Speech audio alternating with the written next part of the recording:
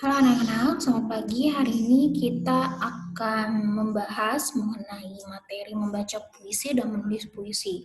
Kalau sebelumnya kalian pasti sudah literasi ya, di minggu lalu saya sudah minta kalian untuk literasi mengenai membaca puisi. Hari ini saya akan menjelaskannya. Sebentar saya akan share screen terlebih dahulu.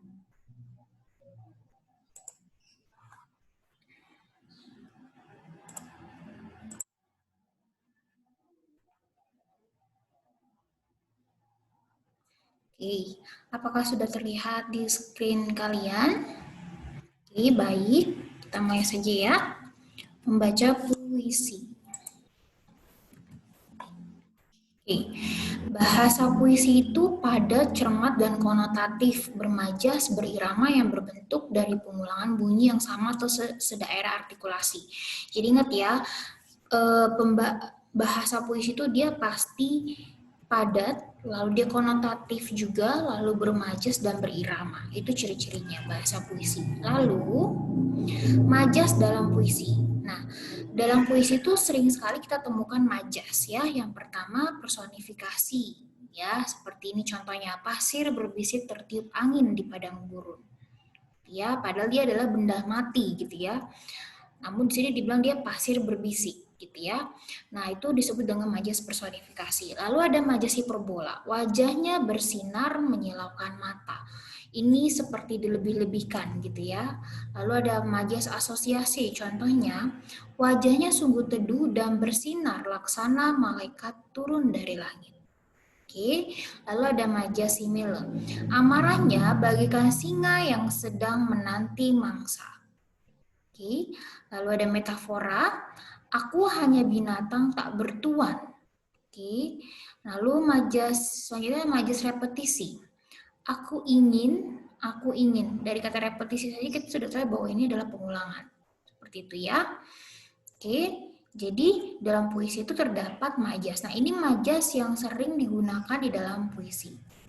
Oke, nanti untuk lebih jelasnya untuk pengertiannya itu kalian boleh searching, tambahkan di catatan kalian boleh searching di Google mengenai jenis-jenis majas dan artinya ya. Ini saya berikan contoh majasnya. Oke, lalu bentuk ekspresi. Bentuk ekspresi menyangkut ciri visual puisi. Puisi secara visual terbentuk dari bait dan baris ya. Nah, bentuk ekspresi itu menyangkut ciri visual puisi. Jadi ketika kamu membaca puisi, ekspresi itu juga diperlukan. Oke, lalu puisi secara visual terbentuk dari bait dan baris. Ya, pasti ada baitnya dan baris. Oke, lalu pengembangan bahan. Puisi bukan sekedar ungkapan perasaan penyair tetapi juga pemikirannya dan sikap penyair dalam menghadapi realita. Ya, jadi puisi itu bukan sekedar ungkapan perasaan saja gitu, tapi dari pikirannya juga gitu ya, dan sikap penyair itu biasanya hubungan dengan kehidupan realita. Ya, kehidupan realita seperti apa? Merekam peristiwa atau fenomena alam, lalu realitas sebagai media, lalu mengungkapkan pikiran, lalu mendayagunakan bahasa untuk membangun realita baru gitu ya. Ini pengembangan bahannya. Ya. Oke, lalu next.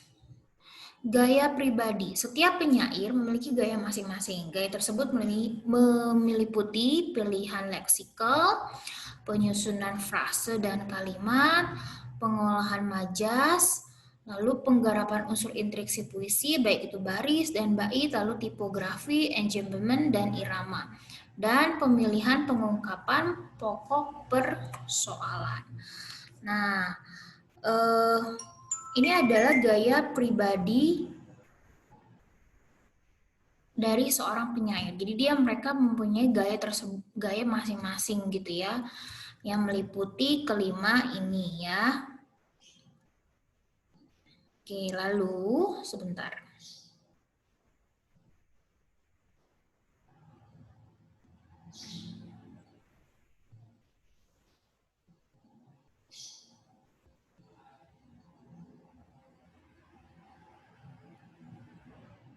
Sebentar ya, Nak.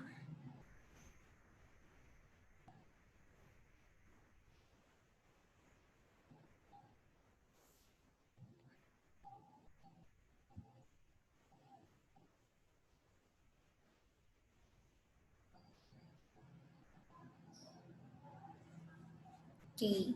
Ya, jadi setiap penyiar memiliki gaya masing-masing ya. Tadi kelima ini ya, Nak ya. Pilihan leksikal ini maksudnya itu gaya bahasanya itu sastra sekali gitu ya. Lalu ada penyusunan frase dan kalimatnya, tadi pengolahan majas, lalu penggarapan unsur intrinsik gitu ya. Oke, next. Nah, langkah membaca puisi secara khusus. Ya, pertama membaca, analisis situasi dan pendengar, memilih puisi, membedah puisi dan berlatih. Nah, ini langkah-langkah ketika kamu membaca puisi. Yang pertama kamu pernah membaca dulu. Jadi kamu analisis situasi dan pendengarnya. Oke, jadi situasinya seperti apa, lalu pendengar siapa, terus kamu mulailah memilih puisi, lalu membedah puisi dan berlatih. Lalu pembacaan, dengan memperhatikan penghayatan, vokal, dan penampilan. Ketika kamu sudah mulai membaca puisi, kamu harus memperhatikan penghayatan kamu. Kamu menjiwai puisi kamu. Lalu vokalnya harus jelas, lalu penampilannya juga harus yang memang sesuai dengan apa yang kamu sampaikan. Oke, lalu pasca membaca ada evaluasi. Jadi setelah kamu membaca puisi, kamu mengevaluasi apakah dari penghayatannya sudah jelas, apakah dari vokalnya sudah jelas, apakah penampilan kamu sudah mendukung puisi kamu atau tidak. Gitu ya. Oke, lalu langkah membaca puisi secara umum, kalau secara umum seperti ini ya, ada 4. Yang pertama membaca dengan lafal dan intonasi yang jelas. Lalu yang kedua memahami isi puisi. Ketiga membaca dengan penuh penghayatan. Keempat tampil percaya diri dan yakin bahwa kamu bisa. Ya, ini membaca puisi secara umum. Oke, lalu teknik membaca puisi. Yang pertama lafal. Ya, perlu diperhatikan lafalnya. Lafal adalah pengucapan bunyi bahasa sesuai alat ucapan gerakan.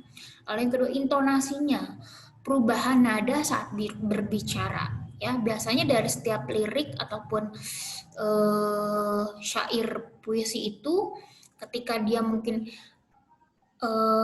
puisinya, kalimat dalam puisi itu menunjukkan amarah, ya memang intonasinya harus sesuai gitu ya. Tapi kalau misalnya bagian yang menunjukkan kesedihan, ya memang intonasinya juga harus sesuai dengan puisi tersebut gitu ya. Lalu yang ketiga tekanan. Tekanan adalah keras atau lembutnya pengucapan bunyi. Ya. Nah, jenis tekanannya ada tekanan dinamik berupa ucapan keras pada kata yang terpenting ya. Jadi ada kata-kata yang memang dia harus mengucapkannya, oh untuk bagian kata ini dia memang harus lebih keras ya dinamiknya. Lalu tekanan nada, tekanan tinggi, rendah suara. Lalu tekanan tempo, cepat lambatnya pengucapan kata atau kalimat. Oke, mohon maaf ya Naya kalau ada suara-suara yang di luar yang masuk ke dalam videonya. Oke. Nah, lalu hal-hal yang harus diperhatikan dalam membaca puisi, penguasaan faktor kebahasaan, tekanan, dan intonasi. Ya, lalu penguasaan faktor non kebahasaan yaitu sikap wajar dan tenang, mimik terus volume suara, kelancaran dan ketepatan. Ya, kalau tadi ada faktor kebahasaan dari tekanan dan intonasi, kalau penguasaan faktor dari non kebahasaan apa? Jadi sikap gesture kamu tenang gitu, terus mimik wajah gitu ya, volume suaranya, kelancaran dan ketepatannya. Itu yang harus diperhatikan. Oke. Nah, ini contoh puisi temanya dalam masa depan. Oke. Temanya adalah masa depan dengan judul Legenda Masa Depan. Ini adalah contoh puisinya. Oke, nah ini kamu sebenarnya ketika kita membaca puisi ini, kita pasti punya interpretasi yang berbeda-beda setiap kita. Ya, makanya setiap orang teknik untuk vokalnya, intonasinya itu pasti berbeda-beda. Penekanan kata yang tekanan dinamikanya pasti berbeda-beda karena setiap yang membaca puisi pasti setiap orang punya interpretasi yang berbeda-beda. Ya. Ini adalah contoh puisinya. Nah, kalian bisa melihat contoh-contoh orang-orang yang membaca puisi. Kalian bisa searching tuh di YouTube banyak sekali, saya sudah lihat.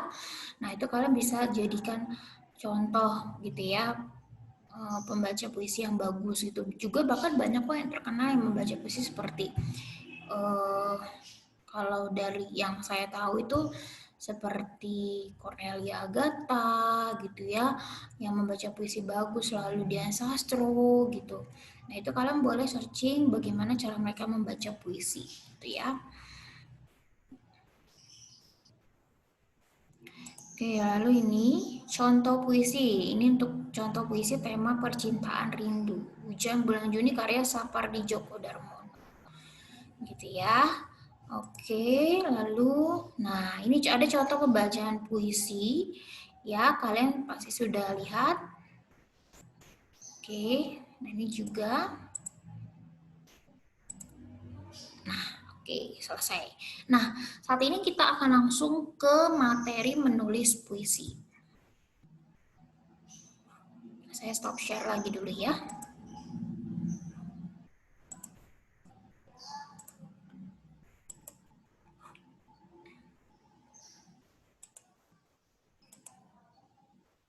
Oke, ini materi menulis puisi.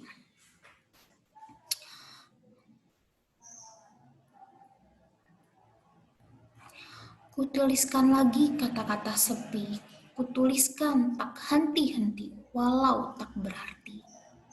Nah, itu tadi Miss Deborah membacakan sepenggal syair puisi karya Wingkarjo. Nah, ada berbeda ketika tadi kalian mendengar saya membacakannya, pasti ketika kalian membacakan dengan saya membacakan pasti punya cara intonasi yang berbeda. Itu tadi yang saya bilang kita punya interpretasi yang berbeda-beda. Di mana penekanannya, lalu ketika ada kata tak henti-henti itu kita harus apakah dinamikanya harus intonasinya harus yang kencang atau yang besar gitu kan ya. Nah, itu kita berbeda-beda gitu ya. Nah, lanjut. Pengertian puisi sendiri itu merupakan bentuk karya sastra dari hasil ungkapan dan perasaan penyair dengan bahasa yang terikat irama, matra, rima, penyusunan lirik, dan bait serta penuh makna. Ya, nah ini ciri-ciri puisi, ada puisi lama dan puisi baru. Nanti kalian bisa baca sendiri apa itu ciri-cirinya. Oke, lalu jenis-jenis puisi, ada puisi naratif, ada puisi lirik, ada puisi deskriptif. Kalau puisi naratif itu dia mengungkapkan suatu jalan, ada jalan cerita gitu ya. Bisa dua macamnya, ada balada dan romansa. Lalu untuk puisi lirik berisi tentang pujaan terhadap seseorang, terus sesuatu hal atau sesuatu keadaan. Lalu kalau puisi deskripsi, penyair bertindak sebagai pemberi kesan terhadap keadaan atau peristiwa atau benda atau suasana yang dipandang menarik gitu ya. Oke, lalu struktur dalam puisi. Struktur dalam puisi ya ada tema dulu, lalu ada rasa, nada dan tujuan. Tadi ya temanya apa, lalu kamu memberikan rasa dalam puisi tersebut, lalu ada nadanya, lalu ada tujuannya apa sih dari puisi tersebut yang mau disampaikan gitu ya. Oke, lalu struktur fisiknya, perwajahan puisi, tipografi, ada diksinya juga, imajinasi, kata-katanya yang konkret gitu ya, gaya bahasanya, rima atau irama gitu ya. Oke, lalu menulis puisi. Nah, ini menulis puisi merupakan salah satu kegiatan apresiasi puisi yang bersifat produktif. Gak ada teori dan resep menulis puisi. Jadi saran terbaik untuk menulis puisi adalah kamu harus banyak-banyak membaca, dan kamu harus rajin menulis. Supaya, kenapa? Supaya perbendaharaan kata kamu tuh banyak gitu ya. Nah, puisi itu nggak harus berangkat dari tema ya. Kalau jika tidak ditentukan, jadi nggak perlu pakai tema juga nggak apa-apa. Bahan puisi adalah realitas kehidupan dan pengalaman sehari-hari. Biasanya orang-orang yang membuat puisi itu mereka akan dengan mudahnya karena mereka melihat dari realita kehidupan dan pengalaman dia sehari-hari. Gitu ya. Oke, lalu jika menulis puisi berangkat dari tema, langkah pertama yang bisa dilakukan adalah menghidupkan tema yang abstrak ke dalam sebuah latar peristiwa tertentu. Nah, maksudnya bagaimana? Jadi sudah ada temanya, gitu ya. Misalnya tema tentang penderitaan. Nah, peristiwanya apa? Dari perintahan anak kecil di pinggir jalan berjuang mendapat uang, lalu menghasilkan sebuah puisi. Ya. Jadi kamu tentukan dulu temanya, lalu kamu menghidupkan temanya itu dengan memperhatikan peristiwa di kehidupan sehari-hari gitu. Lalu menjadilah sebuah puisi.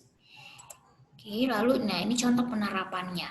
Ya, kalian boleh baca contoh penerapan dari puisi tadi ya. Nah, ini oke, materinya selesai. Sebenarnya gampang kok ya. Nah, buatlah sebuah puisi dengan ketentuan sebagai berikut. Nah, ini contoh untuk tugasnya. Oke. Temanya pilih salah satu romansa, sahabat, lingkungan, keluarga, atau ketuhanan. Panjang puisi minimal 4x4 ya. 4x4 mini maksimal 10x5 bait kali baris gitu ya. Jadi panjang puisinya itu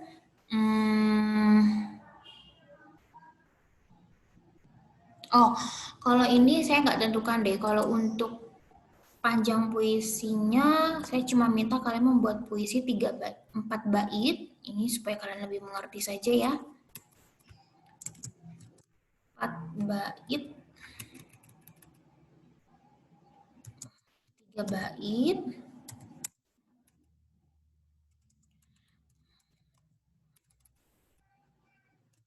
Masing-masing bait terdiri dari 4 baris. Oke, jadi saya minta kalian membuat puisi 3 bait saja, lalu masing-masing terdiri dari 4 baris. Oke, lalu hasil karya puisi jangan sampai hilang, kumpulkan ini sebagai bahan portofolio kalian, dan puisi tidak mengandung unsur sara. Gitu ya. Lalu penilaian puisinya seperti apa? Makna isi, diksi, penyampaian, tampilan, terus vokal, ekspresi, dan kesesuaian. Nah, masukkan gambar sebagai ilustrasi puisimu. Nah, anak-anak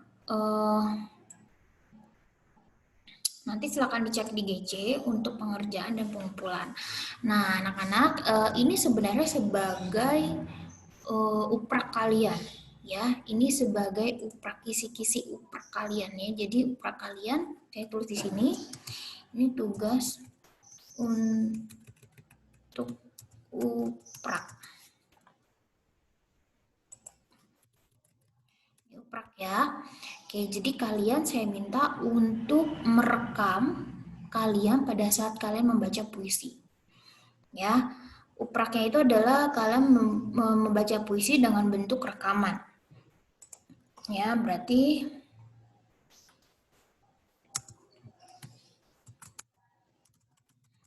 rekaman membaca puisi. Ini upraknya. Nah, tapi sebelum nanti pada saat pengumpulan uprak, saya minta kalian juga membuat tulisan ini, tulisan puisinya, gitu ya. Jadi yang kalau pada saat uprak nanti yang dikumpulkan adalah video rekaman kalian membacakan puisi. Ya, jangan lupa penilaiannya ini harus ada makna isinya, harus penyampaiannya, tampilan vokalnya, ekspresi dan kesesuaiannya gitu ya. Lalu kalian boleh masukkan gambar sebagai ilustrasi puisi kalian. Nah, tapi sebelum nanti pada saat pengumpulan uprak, saya sudah sediakan juga folder untuk mengumpulkan tulisan puisi kalian. Ingat ya, puisinya hasil karya sendiri. Jadi puisinya itu benar-benar karya kalian sendiri. Tidak boleh copy paste karena saya tahu mana yang kopas, mana yang tidak. Karena selama kita belajar saya tahu bagaimana cara kalian merangkai kata, bagaimana cara kalian membuat satu kalimat. Ya, jadi saya minta itu orisinil, benar-benar karya kalian. Karena kalau misalnya kalian copy paste berarti kalian plagiat. Gitu ya, itu tidak boleh. Saya tahu mana yang plagiat, mana yang tidak. Jadi benar-benar saya minta lebih baik karya kalian sendiri. Saya lebih menghargai bahwa itu adalah karya kalian sendiri. Oke, jadi ingat ya, untuk uprak saya sudah infokan dari sekarang, kalian membuat rekaman, membaca puisi dari puisi yang sudah kalian tulis. Nah, puisi yang sudah kalian tulis di kertas, itu nanti saya buatkan foldernya untuk dikumpulkan di Google Classroom. Seperti itu. Ya, jadi lalu Bu kapan mengumpulkan rekaman membaca puisinya? Dikumpulkan pada saat jadwal uprak. Ya, dikumpulkan pada saat jadwal uprak. Berarti yang pertama kamu kumpulkan itu adalah tulisan puisinya dulu, gitu ya. Puisi kamu dalam bentuk tulisan dikerjakan di kertas folio. Di kertas folio kamu boleh hias, silakan atau nanti saya sediakan folder untuk mengumpulkan di GC. Lalu untuk rekaman membaca puisi kamu kumpulkan pada saat jadwal uprak. Nah, kumpulkannya di mana? Kumpulkannya seperti biasa, kamu upload dulu ke YouTube, ya, kamu punya YouTube, kamu upload dulu ke YouTube, lalu nanti link YouTube-nya kamu kumpulkan di GC. Saya juga sudah sediakan foldernya untuk pengumpulan uprak. Oke, paham ya? Oke, nah untuk lebih jelasnya lagi, jika ada pertanyaan kalian boleh japri saya jika kurang jelas ya mengenai tugas-tugas dan upraknya. Oke, itu saja untuk hari ini. Terima kasih semuanya. Jaga kesehatan ya dan persiapkan untuk upraknya. Oh ya, untuk bahasa Inggris, kalau untuk uprak bahasa Inggris nanti saya akan infokan di hari Senin ya, di pertemuan hari Senin. Oke, terima kasih semuanya. Selamat siang. Tuhan memberkati.